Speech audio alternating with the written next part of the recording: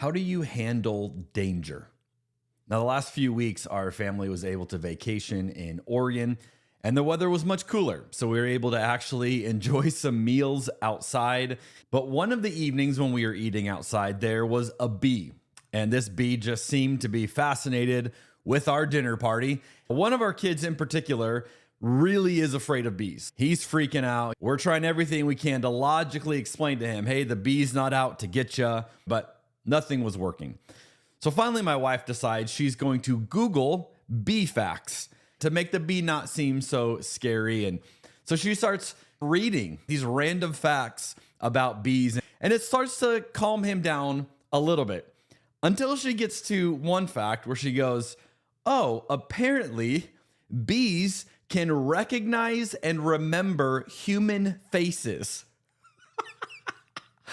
And we all looked at each other and our eyes all get big like, what?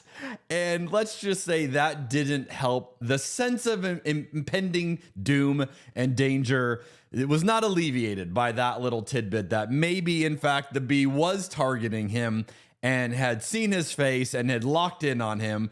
That was not the most helpful thing. But that's how we often handle danger. We figure out what do we do about it.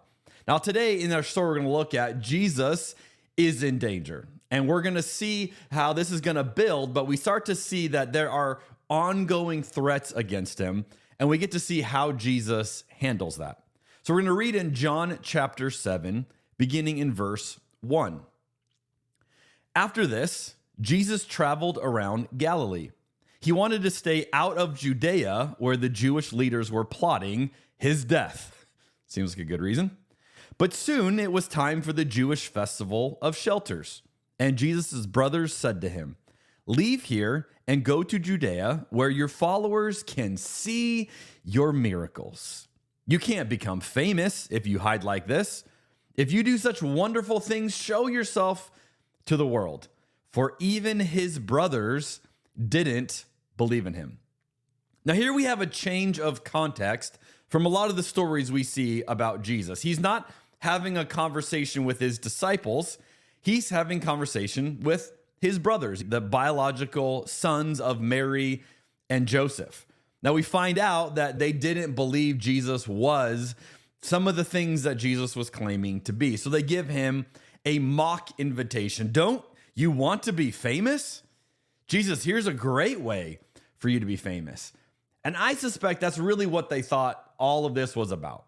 Jesus is just saying these things. He's doing these things because he wants the attention. He wants the fame. I mean, can you imagine how hard it would be to be Jesus's little brother? Like have Jesus be the example that came before you. All your teachers meet Jesus first, and then they compare you. Oh, you're Jesus's sibling? I mean, that would be difficult, and you can imagine them working through this. Now, we know from church history that at least one of Jesus's brothers is going to change his mind in the years to come. It's a brother named James. In fact, there's a book in the New Testament called James that is attributed to the brother of Jesus.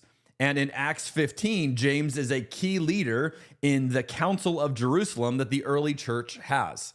So James is going to become a key player in this early church, but not yet. Not at this point in the story. At this point, he's with the rest of his brothers looking at Jesus going, this guy's all about the hype. Now, Jesus knows that things are not safe for him right now. He's from Judea, but he's not returning there right now because he knows that they're plotting to kill him. What's interesting about this is we often think today that Jesus is like the most safe person ever. Even someone who doesn't believe in Christianity probably likes Jesus or maybe loves Jesus, but just thinks that Christians have messed up, right? Most people have a high regard, a high view of Jesus. We might even think of Jesus like he's the safest person, the kindest person that ever was. And we depict him in images where he looks so safe. I don't know how Jesus always had a little lamb to hold as he posed for photos. We view him in this way. But I want to point out that his contemporaries did not view Jesus in this way.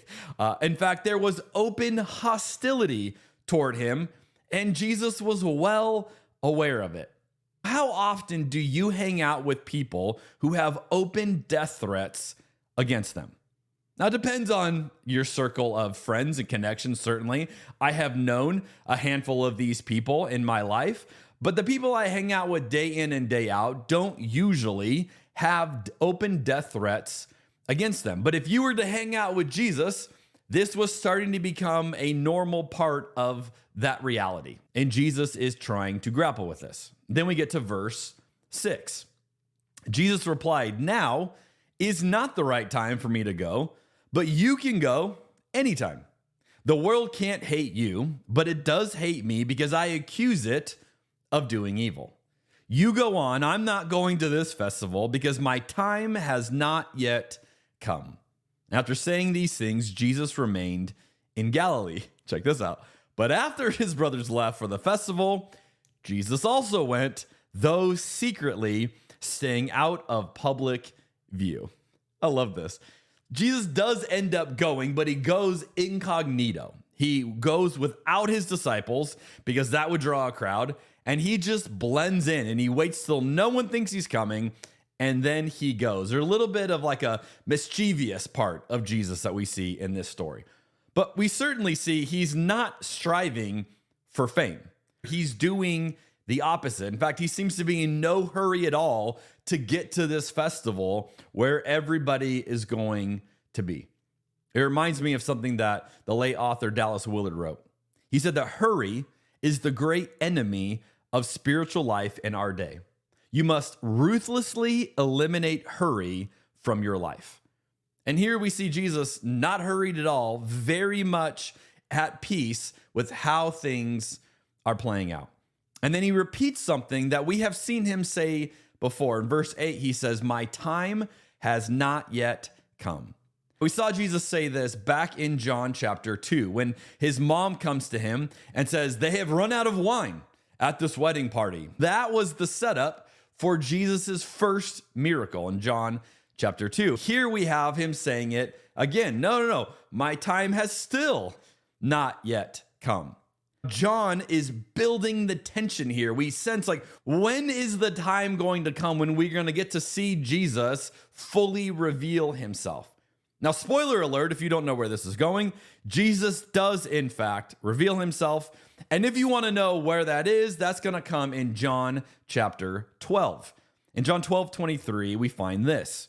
Jesus replied, "Now the time has come for the Son of Man to enter his glory."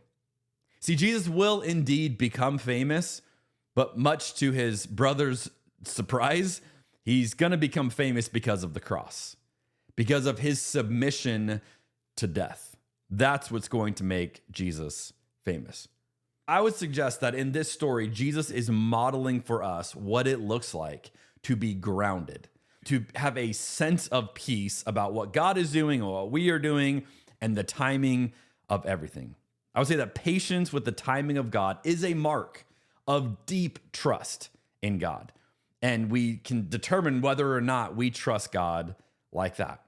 So let me ask you this. What are you in a hurry to have happen right now in your life? Are you in a hurry for recognition? That's certainly what social media and everything online pushes us toward. Maybe you're in a hurry for healing. You want something that's broken to be fixed, and you're doing everything you can do to repair it or asking God to fix something. Or maybe you're in a hurry for clarity. You're tired of the doubt. You're tired of the questions. You're ready for some certainty and to have those beliefs, but you don't have it yet. Can we find the trust in God in the midst of what we're going through without having to be in a hurry for what's next? I want to close with something that the German theologian Dietrich Bonhoeffer said. I think about this quote often.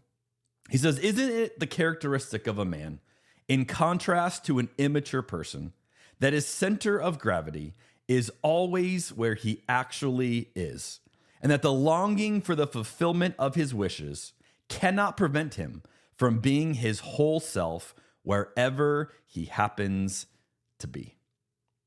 Can we be exactly content with where we are, fully be us where we are, and trust that God is meeting us in this space?